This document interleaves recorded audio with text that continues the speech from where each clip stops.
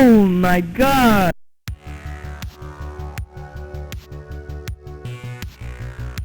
Take a look at this gameplay, the beautiful arcade resolution, fluid 60 frame per second scrolling and lush multi-layered backgrounds. Now, if I told you this was running on a high-spec arcade cabinet from the late 80s, you probably wouldn't bat an eye, but it's not. This is running on a Japanese home computer launched way back in 1987.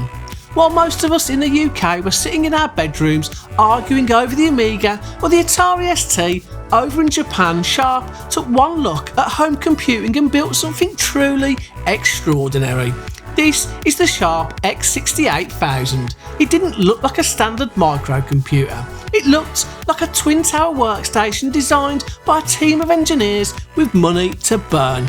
Underneath the towers of power sat some serious firepower.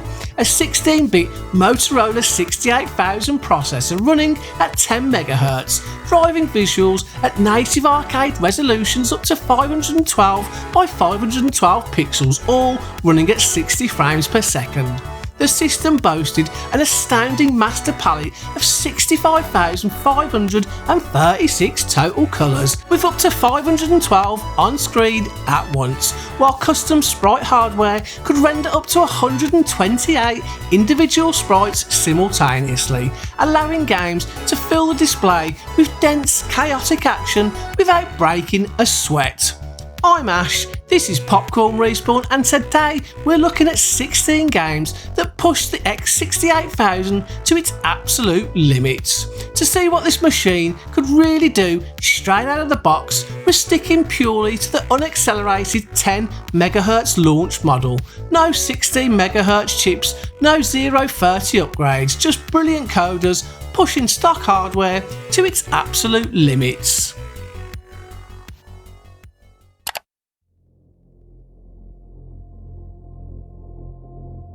So let's kick things off with a proper benchmark. When Capcom brought Final Fight to the Super Nintendo in 1990, the compromises were painful. Guy was completely cut from the roster, two-player co-op was removed entirely, and the enemy count on screen was heavily reduced to prevent memory strain. On the X68000, however, Capcom gave a lesson in how platform conversions should be done. Hagar, Cody and Guy are all present in full, uncompromised arcade detail. You get simultaneous two-player co-op, full PCM audio samples for punches and voice lines, Oh my god! and Metro City environments that match Capcom's CPS-1 arcade board almost pixel for pixel. The developers mapped the arcade code almost directly into the X68000's custom video registers and memory pool. It crams the display with overwhelming enemy crowds, maintaining all the frantic, lightning-fast pace of the coin-op machine. In side-by-sides with any console effort from 1992, the X68000 completely outclasses the competition. It stands as a stunning technical showcase to open our list.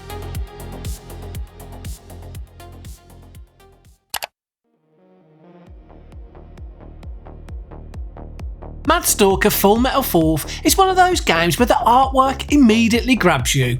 Developer Phalanx went for a chunky cyberpunk aesthetic with large mechanical characters dominating the foreground. The mechs have a good range of attacks, movement and hit reactions, giving them a real sense of weight as they fight their way through the stages. The environments are darker and more restrained than some of the other games here, which actually works in its favour. Bright weapon effects stand out against the industrial scenery, making every punch, slash and explosion easy to follow. Sharp had already discontinued the X68000, yet Phalanx was still producing software that looked like this. The computer was officially dead, but apparently nobody bothered to tell the developers.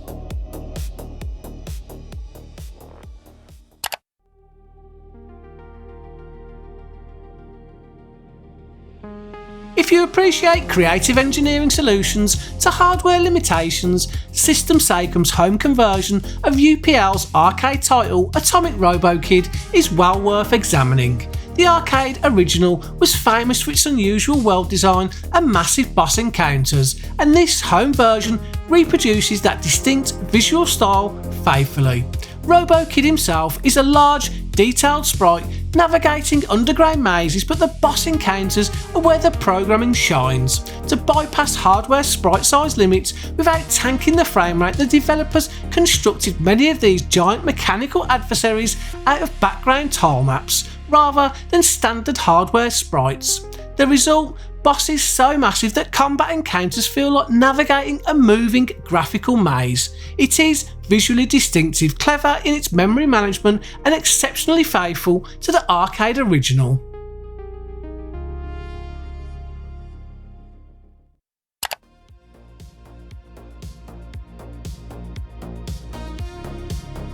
Zoom's Overtake is where things get interesting because pseudo 3D racing games expose a computer's limitations very quickly. The road has to constantly change perspective as you accelerate, brake and attack corners. Trackside objects need to appear at different sizes while the horizon has to maintain the illusion that you're travelling forward through a three-dimensional course.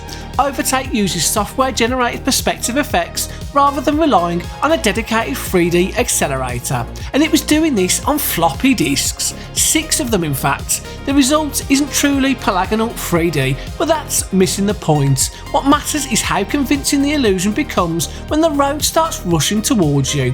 It just proves how thoroughly Zoom understood how to bypass the CPU bottlenecks of the Motorola architecture.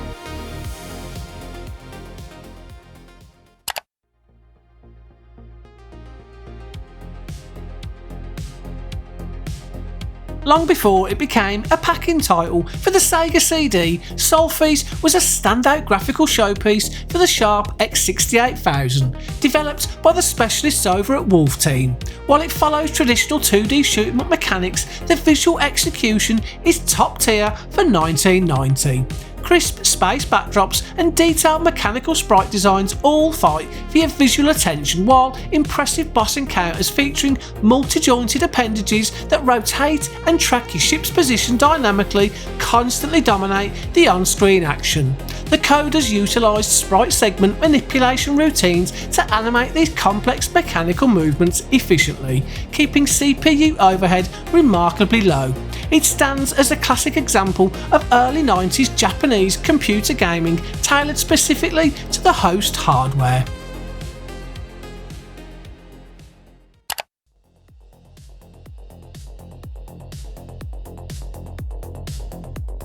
Porting SNK's massive Neo Geo fighting titles to home computers was always a formidable task, but Fatal Fury Special on the X68000 represents a remarkable technical achievement. You got the complete character roster, the series' signature dual-plane fighting mechanics and beautifully detailed stage backdrops. While a few animation frames were minorly trimmed to manage RAM limitations and the game arrived across a staggering 9 floppy disks, the final presentation is surprisingly close to SNK's expensive arcade hardware. It stands as a monument to how far skilled coders could push memory management on a home computer. For an X68000 fighting game, this was one hell of a package.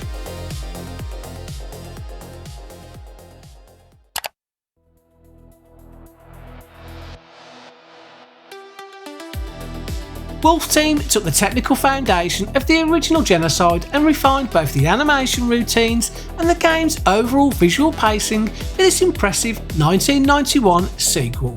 The artistic direction relies heavily on high contrast visual techniques. Dark, detailed industrial backdrops provide a striking frame for bright plasma attacks, dynamic particle effects and screen-filling explosion animations. The custom game engine shifts large blocks of video memory effortlessly, allowing for massive weapon arcs without introducing performance degradation or dropping frames. When this title was later ported to home consoles, developers had to cut entire levels, simplify background detail and severely compress the audio driver. The original X68000 release remains the definitive version, allowing Wolf Team's detailed pixel artwork and high-speed gameplay to function exactly as intended.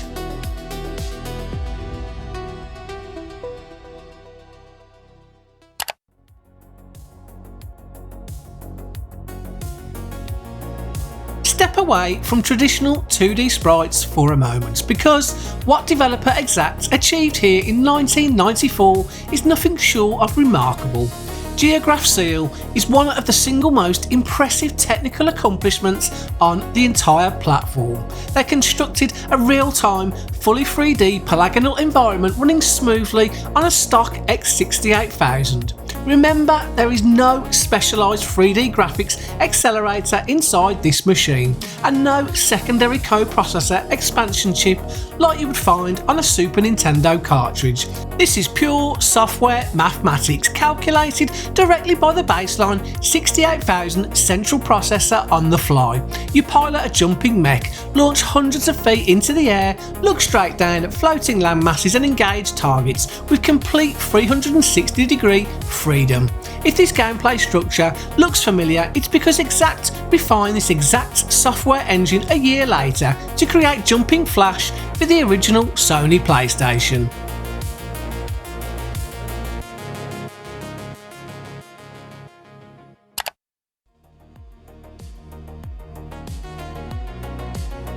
The colour allocation on display in Cotton is exceptional, serving as a masterclass in how to handle a computer's graphics palette effectively.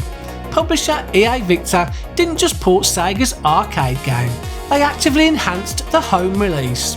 They incorporated extra parallax scrolling planes, subtle background transparency routines and vibrant magic particle effects that fill the screen without obscuring gameplay elements. Taking advantage of the 65,000 colour master palette, the artist produced smooth colour gradients and rich environmental lighting that standard 16-bit home consoles simply could not replicate.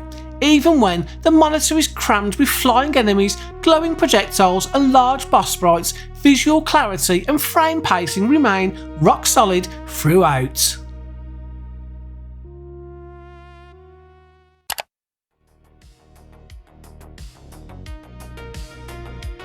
If you want to understand why retro enthusiasts hold this computer in such high regard, you need to look at Capcom's conversion of Strider. Examine Hiryu's character sprite closely. His movement animation frame count is exceptionally high, bolting off walls, executing mid-air flips and slicing through guards with rapid plasma cuts. Strider constantly changes scenery from futuristic cities to industrial interiors, with large structures moving through the playfield as you progress. The X68000 version is widely regarded as the most faithful home conversion of the CPS-1 original. And when Hiryu starts flipping around the screen, it's not difficult to understand why. Capcom refused to simplify the home release. They didn't shrink character models and they didn't compress the audio synthesis. They harnessed the system's video registers directly, delivering a virtually arcade identical experience straight to a home computer monitor.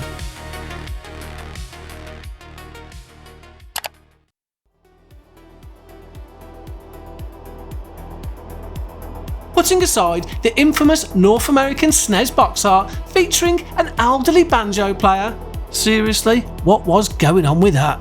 The original 68000 release of Phalanx is a serious, beautifully engineered, side-scrolling space shooter. The opening cinematic sequence sets the tone immediately. Your fightercraft dives through multi-layered cloud formations while the planet's surface below scrolls past at high speed. Those cloud layers shift independently using hardware-driven parallax techniques, creating an impressive illusion of atmospheric depth before plunging you into tight, cavernous subterranean installations.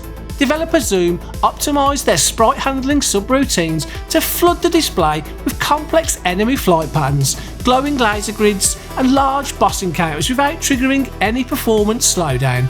It is as mechanically polished as it is visually striking, making full use of the hardware's dedicated video planes.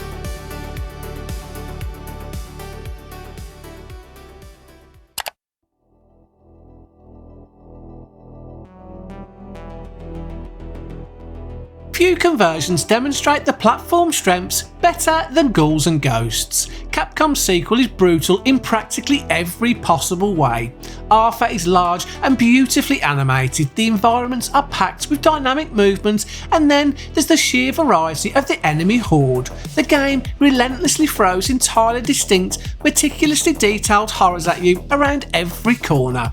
And the bosses, well, let's just say Capcom clearly didn't believe in easing players into anything, starting right out of the gate with Shielder carrying his own severed, fire-breathing head before escalating to massive multi-jointed monstrosities that dominate half the display.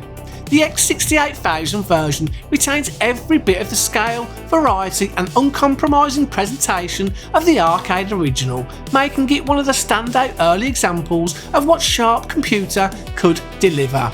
You look at it running on a CRT television and there's only one fault. Yep, that's Ghouls and Ghosts.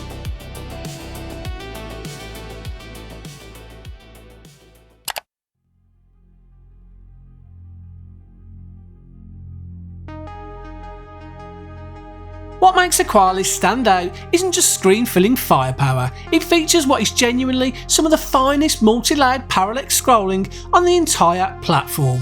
The background scrolling showcases the raw capability of the X68000's video architecture. Multiple independent parallax planes slide past each other at distinct, carefully calculated speed ratios. It transforms standard two-dimensional cavern walls into vast, multi-tiered abysses that give the game world an incredible sense of physical scale. Watching those intricate background layers shift fluidly while your mech swings through the darkness on a momentum-driven grappling line, firing heavy artillery mid-air as the processor calculates real-time cable tension is a genuine highlight of the system's library. It represents an exceptional triumph of assembly programming, pushing parallax techniques on the X68000 to a standard few of the titles ever matched.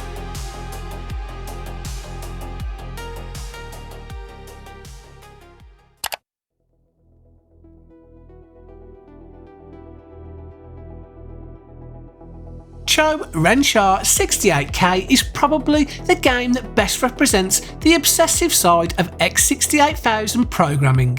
The technical execution is flawless. The engine handles hundreds of individual enemy projectiles forming dense geometric bullet patterns around your ship, accompanied by fluid explosion particle routines. As the stages progress, the playfield becomes packed with huge explosions and even larger bosses. Despite the massive number of objects on screen simultaneously, input responsiveness remains instantaneous. This isn't a big commercial arcade conversion, it's a doujin shooter built around speed. What's staggering is that Cho Ren Sha 68K isn't a commercial release from a major studio. It was created independently by a programmer named Famibe no Yoshin, purely out of passion for the hardware. It's an absolute masterwork of low-level assembly coding, proving what an independent developer could accomplish when writing code straight to the hardware.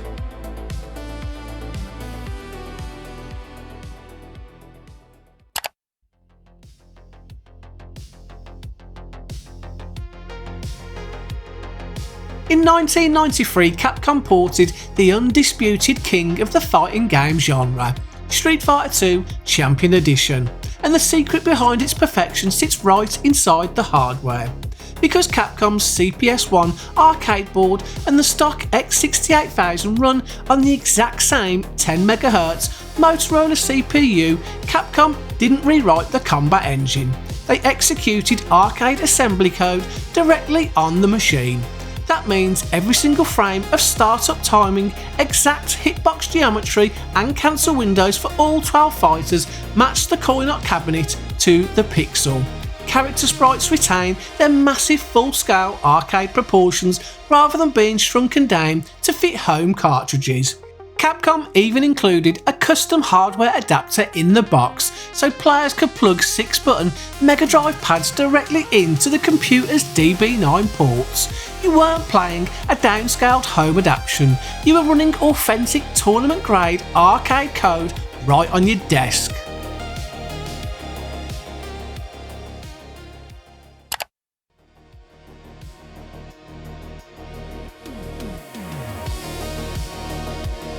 To wrap things up, let's look at something quite different. After examining dark industrial corridors, complex mechs and intense space shooters, Akazukin Cha Cha offers a completely distinct visual presentation and a distinctive name, Cha Cha. Instead of grimy pixel art, you're presented with bright anime-inspired visuals, fluid character animation subroutines and clean story background tiles that look like a hand-drawn animated series brought to life. It proves an important technical point. Pushing computer hardware isn't always about brute-forcing explosions and 3D geometry. Sometimes it's about giving talented artists the colour depth and display resolution required to bring an intricate illustration style to life smoothly. The controls are responsive, the art direction is coherent, and the overall visual presentation is a genuine delight to observe.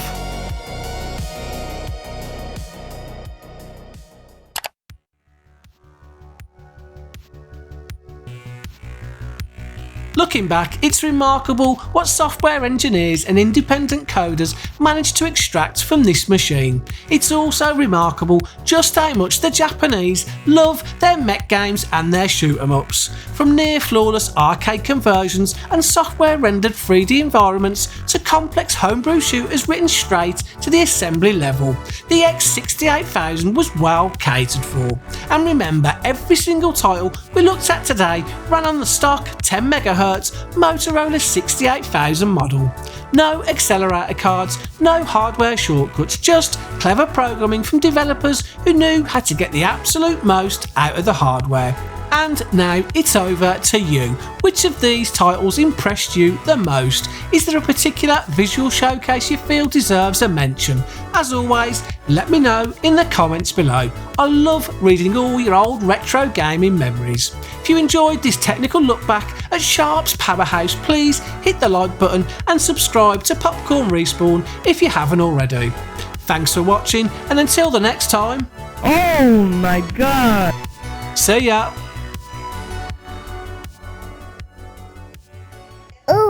Videos and I'm